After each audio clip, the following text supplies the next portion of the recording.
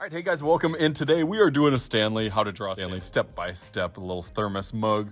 Go widescreen on here to get this thing in here. This is not mine, I actually had to borrow it. One of my co-workers that let me borrow this beautiful lavender purple one. I like this one though. So we're gonna start with some simple shapes and ideas, kind of getting the bottom and the profile of it, having a little bit of a turn and twist on. So let's get started over here. Put a little mark kind of at the top. That's kind of where the top is gonna be, and then where the bottom, just so I know that everything can kind of fit in there. It's gonna have a little bit of a curve on the bottom from one side to the other. And then this one also will have that curve from one side to the other.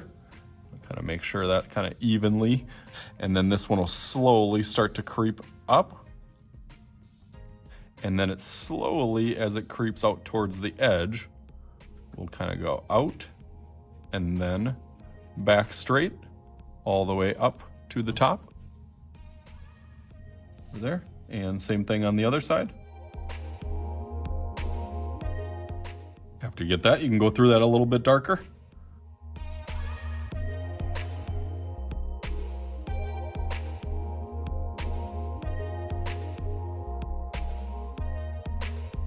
Okay, nice, that looks good. And then you can give it a little bit of a, I'm gonna do really lightly for that top part of it that kind of turns over here. We're gonna have that little Back lip. So really, really thin, almost like a football shape. There we go, that's looking nice. I'm gonna make a slight little bump up and over, up and over. That's a little tab on the top. I'll try to get that in the middle as much as you can. And then your straw will be in the middle of that. And that just goes straight up like that. Put a little curve on that also with a little top. Again, those little tricks and tips make it look a little bit more realistic. A little bit more 3D as you get that. Over to the handle part of it. So this, which kind of helps me set up the proportions, knowing that this, when it comes down, meets almost exactly right with this one over here. So I know there's that space between that's filled up with that kind of lid. So if I first do that first lid, that actually screws off.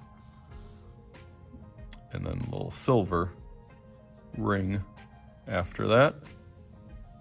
So 2 lines there. Again, having that nice curve to it. Then I know that that next part will kind of bump out and then down. And I would say right where that turn is over here, maybe a little bit up from there, and then it starts to jet out. Just like anything, you can kind of play with the proportions until you think you got it just right. And you know that's gonna be like thick, almost like a block letter. Then it's gonna come and curve right up there, and then over. Same thing over here, curve, and then go straight down. Go for that darker so you can see.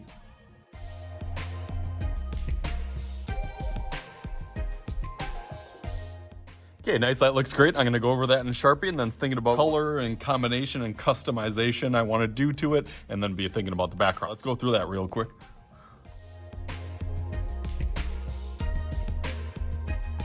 All right, sweet, now we got that outline, and again, I can customize it however that you want. So let's make a little magic happen with this one. Just like, all right, look at that, bam! I got my pink Stanley there, and I got another pink Stanley, and double bam for you. I did a purple one with it. A little volleyball. My daughter would really like this one. I feel like my wife would really like this one. Even with the little customized Shooty logo in the middle. No copyright infringement here. I kind of decided to do a Shooty and then an M and an S coded in there as my own little Stanley kind of logo. Had some fun with this. You guys design and decorate yours however that you want. So as always, I am Mr. Shooty. This is Mr. Shooty's art class. We'll talk to you guys later.